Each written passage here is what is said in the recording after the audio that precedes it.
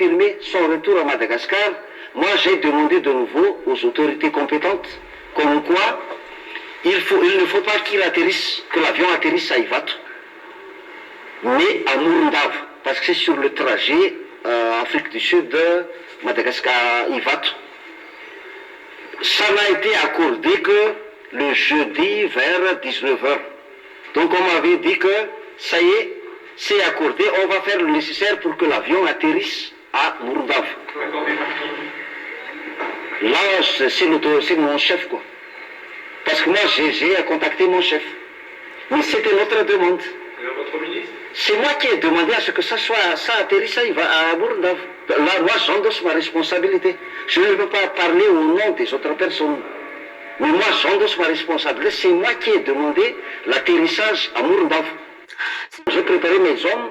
Ils sont partis à 4h du matin pour aller à Murundav. La consigne que j'ai donnée à mes hommes, c'est qu'il faut rester discret pour éviter que la formation d'un bouclier humain se fasse de nouveau à Murundav, l'atterrissage de l'avion. Donc leur déplacement était discret.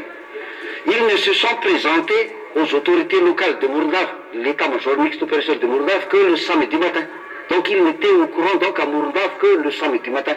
Ils ont tenu une réunion au niveau des responsables locaux. Donc tout était prêt pour l'accueil. Vous pouvez vérifier à Murundav qu'il y avait des éléments de la police, de la gendarmerie, de l'armée qui étaient à l'aéroport. L'aéroport était fermé au public à partir de 12h30, 13h.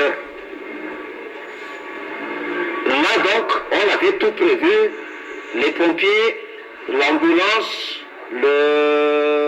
pour le refueling aussi. Donc il n'y avait aucun obstacle à ce que l'avion atterrisse à Murundav.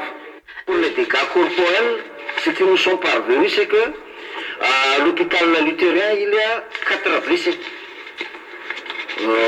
Si on peut dire blessés, 2 donc asphyxiés par les grenades lacrymogènes. Donc ils ont pu rentrer chez eux après avoir été oxygénés. Il y a 2 blessés au niveau de la tête et à la main, ils disent avoir été blessés par des éclats de grenades lacrymogènes. Mais personne n'a parlé de ballon caoutchouc.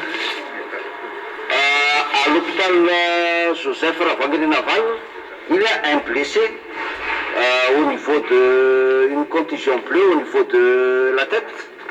Mais il est déjà rentré chez lui, je pense. Et il y a un mort. Il était blessé à la tête, comme j'ai dit. Et là, donc, après 2h, 3h, il était décédé. Et là, c'est pour cela qu'on ouvre une enquête maintenant, parce que là, les individus arrêtés, ils pourraient être des témoins. Mais ils pourraient être aussi des auteurs.